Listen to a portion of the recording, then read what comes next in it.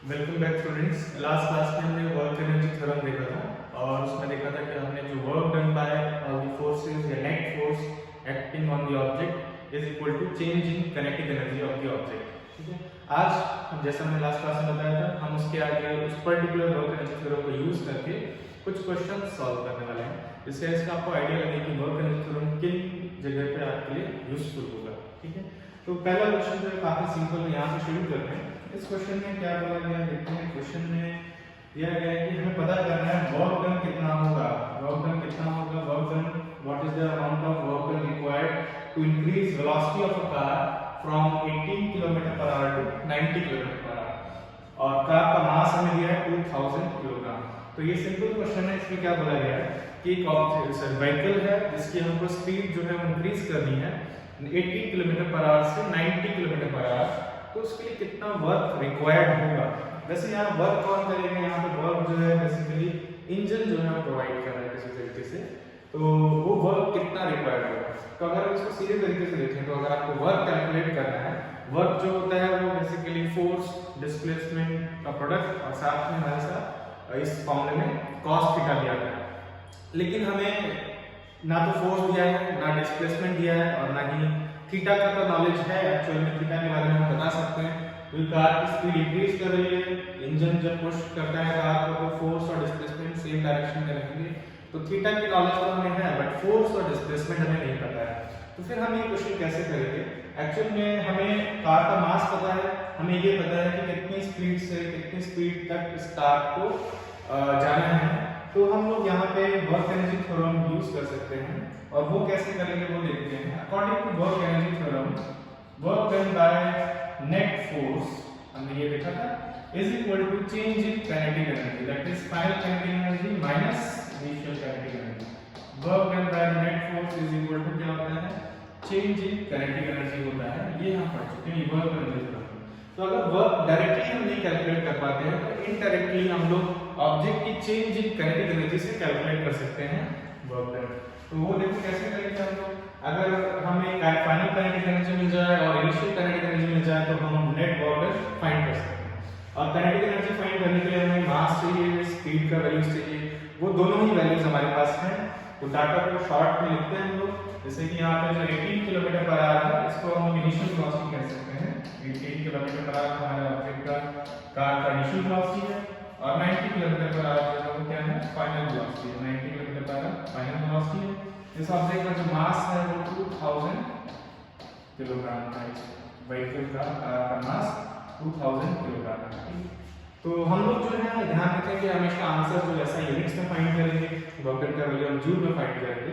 इसके लिए मास, जैसे कि हम काइनेटिक एनर्जी अगर हम फाइंड कर रहे हैं तो उसमें भी सारी वैल्यूज जो है वो ऐसा यूनिट होनी चाहिए। तो मास तो हमारा ऐसा यूनिट में है किलोग्राम में, बट जो स्पीड की वैल्यूज है वो किलोमीटर पर आवर है। तो पहले हम इसको मीटर पर सेकंड में कन्वर्ट करेंगे, और आपको शायद ये पता हो कि हम डायरेक्टली किलोमीटर पर आवर से मीटर पर सेकंड में कन्वर्ट करने के लिए 5/18 से मल्टीप्लाई कर सकते हैं। तो अगर आप इसको 5/18 से मल्टीप्लाई करते हैं तो आपको जो आंसर मिलेगा वो मीटर पर सेकंड में कन्वर्ट हो जाएगा, क्योंकि ये किसमें है? Kilometre per our. तो ये आंसर आएगा 5 मीटर पर सेकंड। ठीक है, नेक्स्ट सेम तरीके से अगर हम यहाँ पे 90 किलोमीटर पर आवर की जो स्पीड है उसको मीटर पर सेकंड में कन्वर्ट करना चाहते हैं, तो 90 मल्टीप्लाइड बाय 5/18 करना होगा, ये मीटर पर सेकंड में होगा। तो 18 5 टाइम्स 90 होता है, 5 टाइम्स 25 होता है, यानी 25 मीटर पर सेकंड जो है वो हमारे ऑब्जेक्ट की कार की व्हीकल की फाइनल वेलोसिटी होता है। अब हम बहुत easily change in kinetic energy से जो है इस ऑब्जेक्ट का केस में कितना वर्क डन रिक्वायर्ड है वो हम फाइंड कर सकते हैं। तो वो देखते हैं। तो वर्क डन रिक्वायर्ड जो किसकी होगा? Final kinetic energy minus initial kinetic energy, that is half m v square minus half m u square. इसको हम ऐसे लिख सकते हैं, या फिर इसको half m v square minus u square भी लिख सकते हैं। और उनमें वैल्यूज अगर हम पुट करें तो half 2000 multiplied by v square के लिए 25 का स्क्वायर माइनस u स्क्वायर के लिए 5 का स्क्वायर। अगर आप इसको सॉल्व करते हैं तो 1000 मल्टीप्लाइड बाय 625 माइनस 25 आएगा, और ये आएगा 1000 multiplied by 600, that is 6 lakh joule. 6 lakh joule which can also be written as 600 kilo. तो ये हमारा वर्क रिक्वायर्ड आ गया। कैसे? Change in kinetic energy find करके अगर हम चेंज इन काइनेटिक एनर्जी निकाल लेते हैं, हमें नेट वर्क डन या work done by the net force हमें डायरेक्टली मिल जाएगा। आगे चलते हैं, सिंपल क्वेश्चन था इसके एप्लीकेशन बेस्ड। तो नेक्स्ट क्वेश्चन देखते हैं जिसमें वर्क एनर्जी थ्योरम हम यूज कर सकते हैं और वो कैसे यूजफुल रहेगा इस चीज को हम नोटिस करेंगे। तो यहाँ पे क्या दिया है देखते हैं, a truck of mass 1800 kg is moving with a speed of 54 km/h। Truck का मास दिया है जितना स्पीड से 54 km/h की स्पीड से मूव कर रहा है। When brakes are applied, it stops with uniform negative acceleration at a distance of 200 metre. तो ब्रेक्स जैसे अप्लाई किए गए, ये यूनिफॉर्म नेगेटिव एक्सेलरेशन से 200 मीटर के डिस्टेंस पे जाके रुका है। और हमसे पूछा गया है कि force applied by the brakes of the truck and the work done before stopping, दोनों चीजें हमको फाइंड करनी है। तो फोर्स अप्लाइड फाइंड करना है और वर्क डन बिफोर स्टॉपिंग, दोनों चीजें फाइंड करनी है। तो ये कैसे करेंगे? वर्क एनर्जी थ्योरम को यूज करके हम लोग इस क्वेश्चन को करेंगे। इस क्वेश्चन को करने के दो तरीके हैं, हम जो है इसको वर्क एनर्जी थ्योरम से करने की कोशिश करते हैं। तो सबसे पहले जो डाटा दिया है उसके बारे में बात करते हैं। Mass of the truck is 1800 kilogram, 1800 kilogram है और ये शुरू में 54 किलोमीटर/h की स्पीड से चल रहा है, जिसको हम इसकी इनिशियल वेलोसिटी बोल सकते हैं। तो इनिशियल वेलोसिटी जो है वो 54 किलोमीटर/h है। हमेशा वेलोसिटी ज्यादा सही में नहीं है, आप क्या करेंगे उसको कन्वर्ट कर लेंगे SI यूनिट में। तो 54 मल्टीप्लाइड बाय 5/18 जो है वो मीटर पर सेकंड में होगा। अगर इसको सॉल्व करते हैं 18 की टाइम्स 54 होता है और 3 5 टाइम्स 15 यानी 15 मीटर पर सेकंड। 15 मीटर पर सेकंड की स्पीड से ये ट्रक क्या मूव कर रहा है जिसका मास जो है 1800 किलोग्राम। अब ब्रेक्स अप्लाई किए गए हैं और ये ब्रेक्स अप्लाई करने से क्या होगा, जो फोर्स है डायरेक्शन ऑफ मोशन को एक तरह से अपोज करेगा, ऐसे हम बोल सकते हैं। और इस वजह से क्या होगा, ट्रक रुकेगा तो 200 मीटर डिस्टेंस पे जाके रुकने वाला है। तो इसका डिस्टेंस या डिस्प्लेसमेंट भी हम इसको बोल सकते हैं, ट्रक का 200 मीटर होगा, स्ट्रेट लाइन में है, एक ही डायरेक्शन में। डिस्टेंस और डिस्प्लेसमेंट क्या होते हैं, सेम है। पूछा गया फोर्स अप्लाइड फाइंड करना है and the work done before stopping. ऐसा क्वेश्चन हम पहले कर चुके हैं एक्चुअली में, लेकिन जब हमने पहले क्वेश्चन किया था तो हमने work equals to force into displacement into cos theta उस मेथड से किया था। इस बार हम इसको वर्क एनर्जी थ्योरम से करेंगे और देखते हैं काफी जल्दी हम आंसर ऑब्टेन कर सकते हैं। हमें दो चीजें फाइंड करनी है कि ट्रक की जब आपने ब्रेक्स अप्लाई किया तो वो ब्रेकिंग फोर्स कितना था और दूसरा वर्क कितना हुआ, वर्क कितना किया यहाँ पे ट्रक के ऊपर ब्रेक्स के जो फोर्स अप्लाई किए थे तो वर्क कितना किया है। तो हम अगर वर्क एनर्जी थ्योरम यूज करें तो हम वर्क पहले फाइंड कर सकते हैं। पहले हम वर्क फाइंड करते हैं। According to work energy theorem जो वर्क होगा, वर्क का जो वैल्यू होगा W इज इक्वल टू, अभी तक जो हमने पढ़ा है Fs cos थीटा होता है। ये मेथड से आप वर्क यहाँ कैलकुलेट कर सकते हैं, ऐसा कि नहीं कर सकते। यहाँ पे आपको फोर्स किसी तरीके से फाइंड करना होगा और ऐसा हम पहले कर चुके हैं पिछले लेक्चर्स में जब हमने वर्क एज अ क्वांटिटी पढ़ा था, वहां पे कर चुके हैं। लेकिन इस बार हम इसी चीज को कैसे फाइंड करके देखेंगे। Work is equal to change in kinetic energy, work done by the net force is equal to change in kinetic energy that is final kinetic energy minus initial kinetic energy, जैसा अभी हमने पिछले question में किया। अब देखते हैं हम लोग, अगर हमको फाइनल काइनेटिक एनर्जी और इनिशियल काइनेटिक एनर्जी हमें पता है तो हम वर्क निकाल सकते हैं। तो चेक करते हैं हमें पता है क्या। तो फाइनली क्या हुआ है, फाइनली जो है ये ट्रक जो है वो रेस्ट में आया है, क्योंकि ये स्टॉप हुआ है, ब्रेक्स अप्लाई किए गए, ये मूव कर रहा था 15 मीटर पर सेकंड की स्पीड से और फाइनली ये रेस्ट पे आया है। इसका मतलब क्या है, इसका मतलब इसकी फाइनल काइनेटिक एनर्जी 0 हो जानी चाहिए, या फिर हम पहले बोल सकते हैं इसकी फाइनल वेलोसिटी जो है वो 0 हो जाएगी और इनिशियल वेलोसिटी 15 मीटर पर सेकंड है। तो अगर हम इसको लिखें, इस फॉर्मूले को ओपन करके लिखते हैं तो इसके अकॉर्डिंग लिखा जाएगा हाफ m फाइनल वेलोसिटी को हम लोग v से दिखा रहे हैं, उससे हमको फाइनल काइनेटिक एनर्जी मिलेगा तो half m v square minus initial velocity को हम लोग u से दिखा रहे हैं तो हमें इनिशियल काइनेटिक एनर्जी कैसे मिलेगा, हाफ m u स्क्वायर से, हाफ m u स्क्वायर। अब दोनों में से अगर हम लोग हाफ m कॉमन ले लेते हैं तो इस तरीके से भी इसको लिखा जा सकता है, जस्ट अभी हमने क्वेश्चन में ऐसा किया। अब हम वैल्यूज पुट करते हैं तो हाफ मास का वैल्यू कितना है, मास का वैल्यू जो है 1800 किलोग्राम है, 1800 kilogram multiplied by v square. Final velocity जो यहाँ पे क्या है 0 है, ट्रक फाइनली रेस्ट में आया है, फाइनल वेलोसिटी 0 है माइनस इनिशियल वेलोसिटी का वैल्यू कितना है 15 मीटर पर सेकंड, 15 का स्क्वायर करेंगे, 15 का स्क्वायर। तो इसको जल्दी से सॉल्व करते हैं, कुछ कैलकुलेशंस हैं यहाँ पे वो करते हैं। इस इसको अगर हम सिंप्लीफाई करें तो यहाँ 900 आएगा, this is 900 multiplied by minus 225, 15 का स्क्वायर 225, 0 माइनस 225 का माइनस 225। इसको सॉल्व करते हैं तो जल्दी से कैलकुलेशन करते हैं। 9 5 times 45 carry 1 9 2 18 and 4 22 carry 2 10 to 80 22 0 and 2 0 और with a minus sign, with a minus sign और साथ में क्या जूल। तो वहाँ जल्दी देखो हमारा वर्क का वैल्यू मिल गया आपको यहाँ पे। वर्क डन बाय ब्रेक्स, जो ब्रेक्स अप्लाई किए थे, ब्रेक्स से जो फोर्स अप्लाई की थी उसकी वजह से वर्क का बहुत जल्दी हमको मिल गया वर्क वैल्यू हमसे। और कैसे हमने कैलकुलेट किया है, work done is equal to change in kinetic energy use किया है, वैल्यूज पुट की, हमको सब कुछ दिया ही था और फाइनली जो आंसर आया 202500 यानी कि हम इसको बोल सकते हैं 2,2500 जूल, इतना वर्क हुआ है। तो हमने जब पहले क्वेश्चन किया था आपने नोटिस किया होगा उसमें थोड़ा ज्यादा टाइम लगा था, उसमें हमने पहले एक्सेलरेशन फाइंड किया था, फिर फोर्स फाइंड किया था और उसके बाद हमने वर्क के फॉर्मूले में उनको पुट किया था, इस फॉर्मूले में वैल्यूज को पुट किया था, ठीक है। और जब हमने चेंज इन काइनेटिक एनर्जी से हमको सब कुछ दिया है, सिंपल कैलकुलेशंस करनी है, final kinetic energy, initial kinetic energy calculate करनी है, उससे डायरेक्ट आंसर आ गया। अभी तक कुछ हमको अलग से फाइंड नहीं करना पड़ा इसमें। तो एक तरीके से यहाँ पे इस तरीके से यूजफुल है, आंसर सेम आएगा, ऑब्वियसली आंसर क्या आएगा, सेम आएगा। दूसरा पार्ट जो है फोर्स हमें फाइंड करना है। तो क्या फोर्स फाइंड करने के लिए न्यूटन सेकंड लॉ का यूज करके एक्सेलरेशन फाइंड करके हम फोर्स फाइंड कर सकते हैं। Force is equal to mass into acceleration, acceleration मिल जाएगा तो फोर्स निकल सकता है। लेकिन वो भी आपको करने की जरूरत नहीं है, एक्सेलरेशन आपको कैलकुलेट करना पड़ेगा, एक्सेलरेशन के लिए आपको इक्वेशन ऑफ मोशन यूज करनी पड़ेगी। यहाँ पे आपको एक्सेलरेशन भी फाइंड करना पड़ेगा। इसका रीजन ये है कि हमको वर्क की वैल्यू इस बार मिल गई है। तो हमारे पास जो फार्मूला था इसमें इस बार हमें क्या पता है, इसमें इस बार हमको वर्क पता है, वर्क डन पहले से पता है। अगर आपको वर्क डन पहले से पता है तो आप राइट साइड की जो तीन वेरिएबल्स हैं थीटा, डिस्प्लेसमेंट, फोर्स, तीन में से अगर दो नहीं पता होते हैं, सॉरी दो पता होते हैं तो एक जो नहीं पता होगा वो आप फाइंड कर सकते हैं, करेक्ट, क्योंकि ये हमें पता है। तो देखते हैं हमें राइट साइड में क्या नहीं पता है। चलो हमें फोर्स को फाइंड ही करना है, ये तो अननोन है ही, लेकिन क्या डिस्प्लेसमेंट पता है हमको, डिस्प्लेसमेंट पता है, क्या थीटा पता है। नेक्स्ट क्वेश्चन ये, क्या थीटा हमें पता है कि नहीं पता है। तो आप देखेंगे हमने डिस्कस भी किया है कि जो फोर्स अप्लाइड होगा ब्रेकिंग के समय वो डायरेक्शन ऑफ मोशन को अपोज करेगा, वो डायरेक्शन ऑफ मोशन के अपोजिट डायरेक्शन में होगा। इसका मतलब हमको थीटा पता है, थीटा यहाँ पे 180 डिग्री होगा।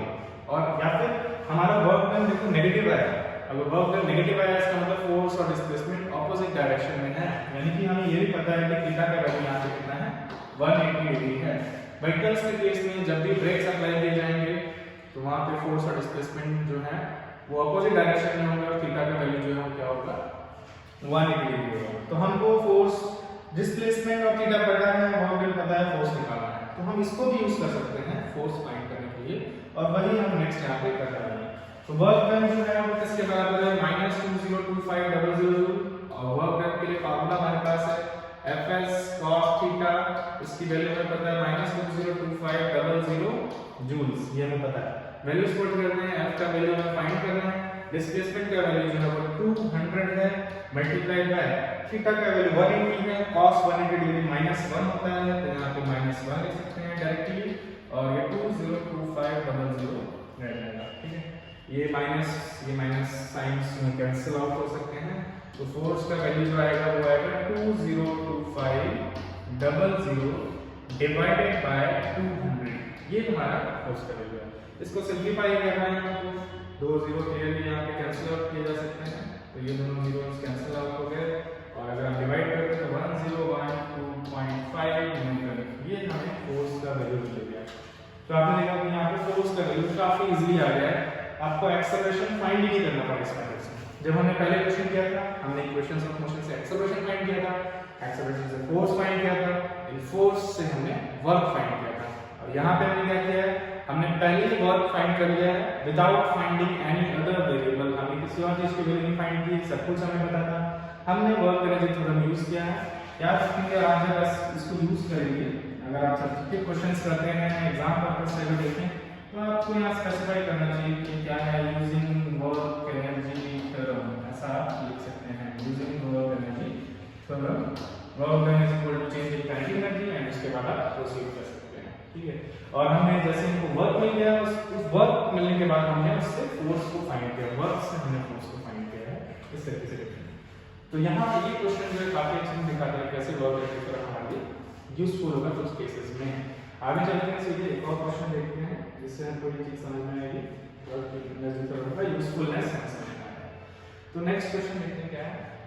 नेक्स्ट क्वेश्चन एक कार है जिसका वेट लिखा है, मास है इसका मास जो है 1200 किलोग्राम है, 1200 किलोग्राम की कार है, is uniformly accelerated from rest and covers a distance of 40 meter in 5 seconds। ठीक है, तो हमारे पास एक कार है जो कि यूनिफॉर्मली एक्सलेरेट किया गया है फ्रॉम रेस्ट और इसने कितना डिस्टेंस कवर किया है, कवर्स 40 मीटर इन 5 सेकंड, 5 सेकंड में 40 मीटर डिस्टेंस कवर किया है। Calculate the work done by the engine of the car during this time. Engine of the car ने इस टाइम में कितना वर्क किया है ये आपको कैलकुलेट करना है और कार की फाइनल काइनेटिक एनर्जी फाइंड करना है, फाइनल काइनेटिक एनर्जी फाइंड करना है। तो फिर से ये क्वेश्चन भी ऐसा क्वेश्चन है जिसको आप दो तरीके से कर सकते हैं, दो तरीके से। अगर आपको वर्क एनर्जी थ्योरम नहीं भी पता है तो भी आप इस क्वेश्चन को सॉल्व कर सकते हैं। तो वो दोनों तरीके में आपको मैं बताऊंगा जिससे कि आपको समझ में आए कि दोनों में डिफरेंस क्या है, वर्क एनर्जी थ्योरम किस तरीके से यूज की जा सकती है। तो सबसे पहले जो डेटा दिया है उसको लिखते हैं। सबसे पहले जो है हमें मास ऑफ द कार दिया है, इसको स्मॉल m से नोट कर रहे हैं, that is 1200 kilogram. Mass of the car is 1200 kilogram और यूनिफॉर्मली एक्सेलरेटेड है, मतलब एक्सेलरेशन इज कांस्टेंट और फ्रॉम रेस्ट यानी कि इनिशियल वेलोसिटी का वैल्यू क्या है, 0 है, इनिशियल वेलोसिटी 0 है and it covers a distance of 40 metre. तो वही डिस्प्लेसमेंट होगा, ये स्ट्रेट लाइन में मूव कर रही है कार, स्ट्रेट लाइन मोशन है, तो 40 मीटर जो है वही डिस्टेंस और डिस्प्लेसमेंट की वैल्यू होगी। और ये डिस्टेंस कवर्ड जो कितने टाइम में है, टाइम इज 5 सेकंड में ये डिस्टेंस कवर्ड है, 5 सेकंड में ये डिस्टेंस कवर किया है इसका। Calculate the work done, very बात है, वर्क डन निकालना है। वर्क डन निकालना है एक तरीका ये है जो मैं लेफ्ट में लिख रहा हूं कि work done is equal to F S cos theta. और दूसरा तरीका ये है अगर वर्क डन निकालना है it is equal to change in kinetic energy, that is final kinetic energy minus initial kinetic energy. Okay, दो तरीके से हम वर्क कैलकुलेट कर सकते हैं। तो पहले हम इस तरीके को देखते हैं। इस तरीके में हमें डिस्प्लेसमेंट पता होना चाहिए, वो हमें पता है, फोर्स पता होना चाहिए जो डायरेक्टली क्वेश्चन में नहीं दिया है, और थीटा पता होना चाहिए। थीटा के लिए हमें सोचने की जरूरत नहीं है, कार की स्पीड इंक्रीज कर रही है तो फोर्स और डिस्प्लेसमेंट जो हम इसमें सेम डायरेक्शन में होंगे। थीटा हमें यहाँ पे पता है, थीटा का वैल्यू जो हमें कितना है 0 डिग्री है, 0 डिग्री। डिस्प्लेसमेंट का वैल्यू 40 मीटर है। फोर्स का वैल्यू हमें फाइंड करना है। फोर्स का वैल्यू कैसे मिलेगा, तो फोर्स का वैल्यू फाइंड करने के लिए हमारे पास तरीका है न्यूटन सेकंड लॉ से जो हमें एक्सप्रेशन मिला था कि नेट फोर्स जो है मास इनटू एक्सेलरेशन के बराबर होता है। तो हम लोग जो है अगर किसी तरीके से इस कार का एक्सेलरेशन फाइंड कर लें, किसी तरीके से हम इसका एक्सेलरेशन फाइंड कर लें तो हम लोग जो है क्या कर सकते हैं, फोर्स भी फाइंड कर सकते हैं। तो एक्सेलरेशन फाइंड करने के लिए तीन इक्वेशंस हैं हमारे पास। फर्स्ट इक्वेशन अगर हमें यूज करनी है तो फाइनल वेलोसिटी चाहिए होगा। थर्ड इक्वेशन के लिए डिस्प्लेसमेंट हमें दिया है, फाइनल वेलोसिटी इसके लिए चाहिए होगा, लेकिन सेकंड इक्वेशन में हमें फाइनल वेलोसिटी का रिक्वायरमेंट नहीं है और फाइनल वेलोसिटी हमको यहाँ पे पता भी नहीं।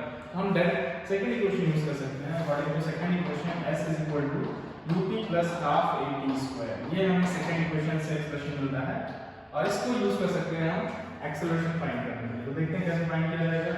डिस्प्लेसमेंट जो है वो 40 है, इनिशियल वेलोसिटी 0 है, रेस्ट से शुरू किया है कार ने, प्लस हाफ एक्सेलरेशन हम फाइंड कर रहे हैं और कितने टाइम की बात कर रहे हैं हम लोग, 5 सेकंड्स, 5 का स्क्वायर दैट इज 25। ठीक है, तो एक्सेलरेशन लिखते हैं, acceleration is equal to 40 multiplied by 2 divided by 25। इस तरीके से लिखा जा सकता है।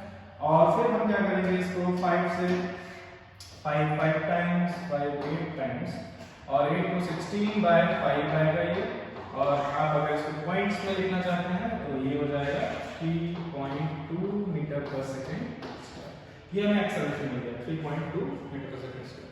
तो ये हमें एक्सेलरेशन मिल गया। आप इसको यूज कर सकते हैं फोर्स फाइंड करने के लिए, यहाँ पुट करते हैं वैल्यूज। तो मास जो है कितना है कार का, मास जो है 1200 है और एक्सेलरेशन जो है वो 16/5 लिख देते हैं इसको, 16/5। कैलकुलेशन सिंपल हो जाएगा। 5 को यहाँ पे हम लोग या ऐसे कर देते हैं, ज्यादा सिंपल कैलकुलेशन ये होगा 12 2 times 24 carry 2, 12 3 times 36, 37, 38 and 2 zeros में से एक जीरो चला जाएगा क्योंकि एक पॉइंट है, या हम फिर यहाँ पे आप पॉइंट लगाएंगे और ये हमें फोर्स मिल जाएगा 3840 न्यूटन। 3840 न्यूटन क्या होगा, जो फोर्स होगा यहाँ पे, ठीक है। यहाँ पे मैंने कैलकुलेशंस करेक्ट की है 5। अब हमें फोर्स मिल गया तो हम वर्क भी कैलकुलेट कर सकते हैं। हमें इस फॉर्मूले में सिर्फ वैल्यूज पुट करनी है, तो उसको करते हैं। मैं स्पेस यहाँ वाला यूज करूँगा, फिर ये मेथड हम देखेंगे। तो हम लोग यहाँ पे वर्क कैलकुलेट करते हैं। Work is equal to force का वैल्यू हमने निकाल दिया है 3840 मल्टीप्लाइड बाय डिस्प्लेसमेंट का वैल्यू कितना है 40 मीटर है, मल्टीप्लाइड बाय थीटा का वैल्यू 0 है, cos 0 1 होता है 1 हो जाएगा। इसको मल्टीप्लाई करते हैं 4 4 टाइम्स 16 कैरी 1 4 8 32 3 3 4 3 12 एंड 15 153600 जूल। ये हमारा यहाँ पे क्या आ जाएगा, वर्क आ जाएगा 153600 जूल। ये आ गया work done by the engine of the car. Simple है। उसके बाद काइनेटिक फाइनल काइनेटिक एनर्जी पूछा गया है। तो फाइनल काइनेटिक एनर्जी निकालने के लिए, क्योंकि मैं अभी बिना वर्क एनर्जी थ्योरम को यूज किए बता रहा हूँ आपको, तो फाइनल काइनेटिक एनर्जी कैसे निकाल सकते हैं। अगर हमको फाइनल वेलोसिटी मिल जाए, फाइनल वेलोसिटी मिल जाएगा तो हाफ mv² से हम लोग फाइनल काइनेटिक एनर्जी भी निकाल सकते हैं। क्योंकि आप फाइनल वेलोसिटी निकाल सकते हैं, एक्चुअल में निकाल सकते हैं। अगर हम first equation of motion use करें तो v u + at होता है। एक्सेलरेशन जो है हम यहाँ पे फाइंड कर चुके हैं, इससे हम फाइनल वेलोसिटी निकाल सकते हैं।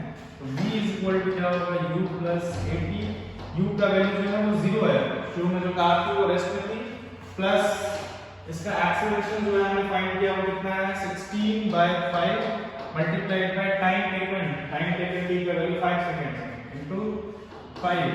तो हम फाइंड कर सकते हैं इसकी फाइनल वेलोसिटी 16 मीटर पर सेकंड आएगी। कार की फाइनल वेलोसिटी कितनी हो जाएगी 16 मीटर पर सेकंड। अगर आपको फाइनल वेलोसिटी मिल गया है तो अब आप जो है काइनेटिक एनर्जी निकाल सकते हैं। काइनेटिक एनर्जी होता है हाफ m इनटू स्पीड का स्क्वायर, स्पीड का जो वैल्यू है उसका स्क्वायर। मास जो है यहाँ पे कितना है 1200 है और हमें 16 के स्क्वायर करना है, तो मैं 16 × 16 लिख दे रहा हूँ। इसको हम 2 टाइम्स करके 600 लिख सकते हैं। 600 × 256, 16 का स्क्वायर हो गया 256 होता है।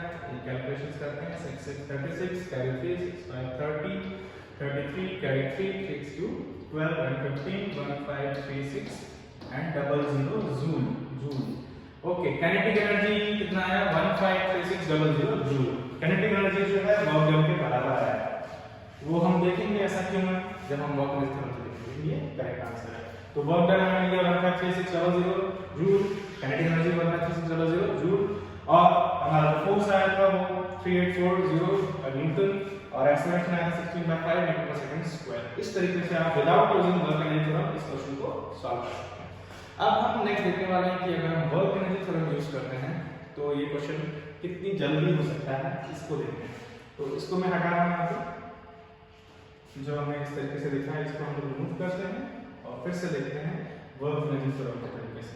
तो वर्क एनर्जी थ्योरम के तरीके से ये क्वेश्चन जल्दी कैसे हो सकता है वो समझते हैं। हमसे पूछा गया वो दो चीजें हैं, एक तो final kinetic energy of the car और वर्क डन। तो वर्क डन जो है वो किसके इक्वल होता है, वर्क एनर्जी थ्योरम के according change in kinetic energy that is final kinetic energy minus initial kinetic energy, इसके बराबर होता है हमारा वर्क डन। ठीक है। अब अगर हमें फाइनल काइनेटिक एनर्जी निकालना है तो यानी कि हमको ये वैल्यू फाइंड करना है। ठीक है। और अगर वर्क डन निकालना है तो ये वैल्यू फाइंड करना है। अगर हम लोग इनिशियल काइनेटिक एनर्जी की बात कर रहे हैं तो आप देख सकते हैं कार जो है शुरू में रेस्ट में थी, स्टार्टिंग में कार रेस्ट में, तो इनिशियल काइनेटिक एनर्जी तो 0 हो जाएगा। तो इस वजह से हम बोल सकते हैं जो वर्क डन होगा वो किसके बराबर होगा, फाइनल काइनेटिक एनर्जी के बराबर होगा, because the value of initial kinetic energy is 0।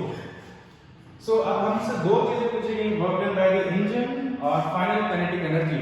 तो अगर हम दोनों में से कोई भी एक चीज निकाल लेंगे तो दूसरा हमें मिल जाएगा। दोनों के दोनों क्या है, बराबर है। हमने देखा था दोनों का वैल्यू 153600 जूल आ रहा है, दोनों ही केस में वर्क डन जो है सेम आ रहा था। तो इसका मतलब अगर मैं सिर्फ फाइनल काइनेटिक एनर्जी निकाल दूं तो मुझे वर्क डन मिल गया, या फिर अगर मैं सिर्फ वर्क डन निकाल दूं तो फाइनल काइनेटिक एनर्जी मिल गया। नेक्स्ट ये है कि आपको सोचना है कि दोनों में से कौन सा पार्ट इजी होगा। वर्क डन निकालने के लिए आपको फोर्स चाहिए होगा, फोर्स के लिए आपको एक्सेलरेशन निकालना होगा और उसमें दो स्टेप नहीं मिलेगा। लेकिन काइनेटिक एनर्जी निकालने के लिए आपको सिर्फ फाइनल वेलोसिटी चाहिए। हाँ, लेकिन फाइनल वेलोसिटी के लिए भी आपको मेरे ख्याल से यहाँ पे एक्सेलरेशन का रिक्वायरमेंट होगा। तो फाइनल वेलोसिटी के लिए भी आपको एक्सेलरेशन का रिक्वायरमेंट होगा। तो आप चाहे काइनेटिक एनर्जी पहले निकालें या वर्क डन पहले निकालें, सो कोई फर्क नहीं पड़ता है, आंसर जो है उतने ही टाइम में आएगा।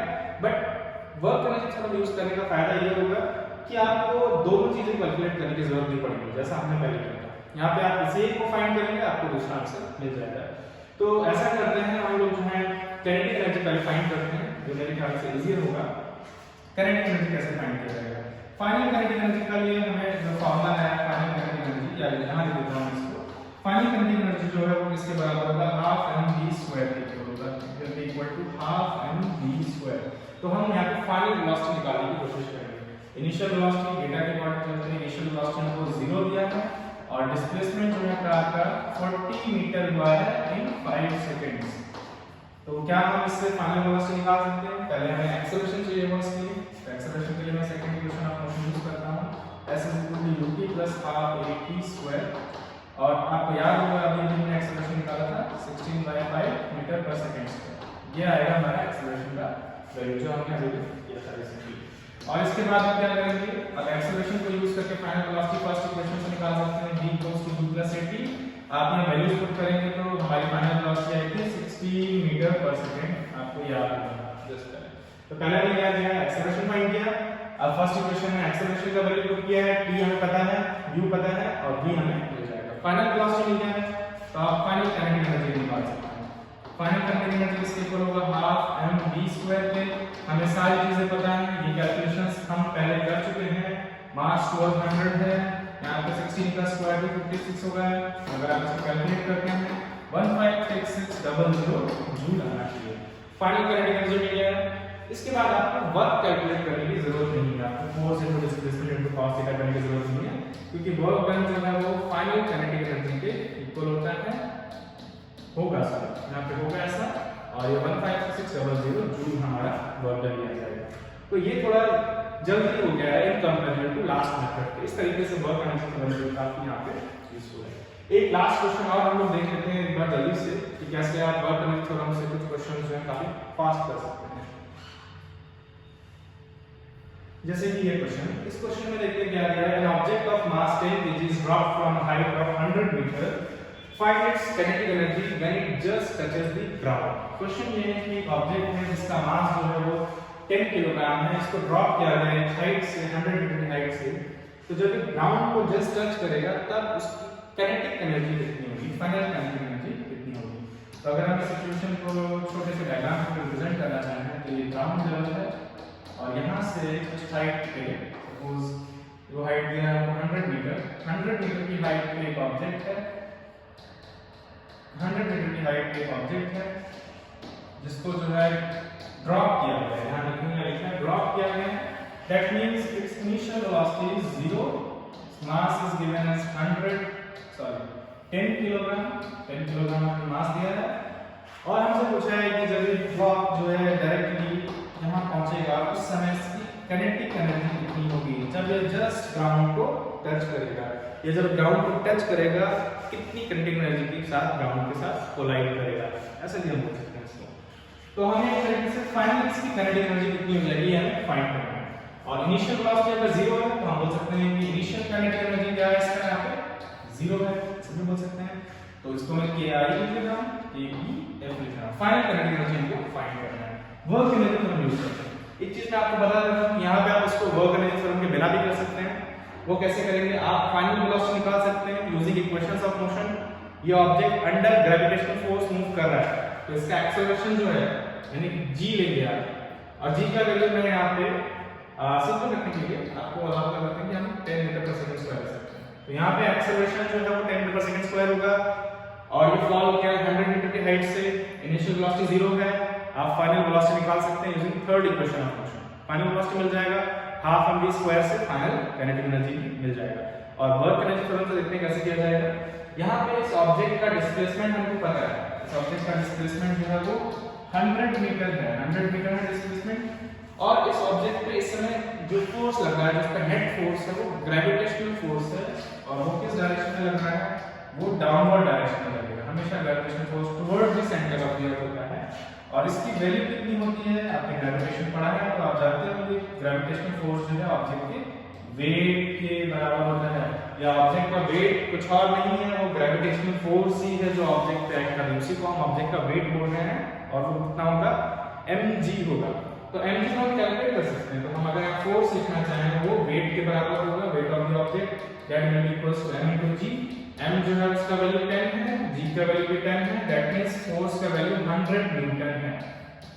तो इस पे जो फोर्स लग रहा है ऑब्जेक्ट पे उसका वैल्यू 100 न्यूटन है, और फोर्स डाउनवर्ड्स लग रहा है, ऑब्जेक्ट का डिस्प्लेसमेंट भी डाउनवर्ड्स है, दैट मींस थीटा का वैल्यू जो है वो 0 डिग्री है, और इसका डिस्प्लेसमेंट जो है वो 100 मीटर है। तो काफी इजी हो गया है, अगर हमको वर्क कैलकुलेट करना है तो work is equal to Fs cos theta से हम निकाल सकते हैं, वर्क का जो वैल्यू आएगा, फोर्स 100 न्यूटन है मल्टीप्लाइड बाय डिस्प्लेसमेंट 100 मीटर है, और थीटा का वैल्यू 0 है, cos 0 1 होता है, and this will give 10,000 joules of work.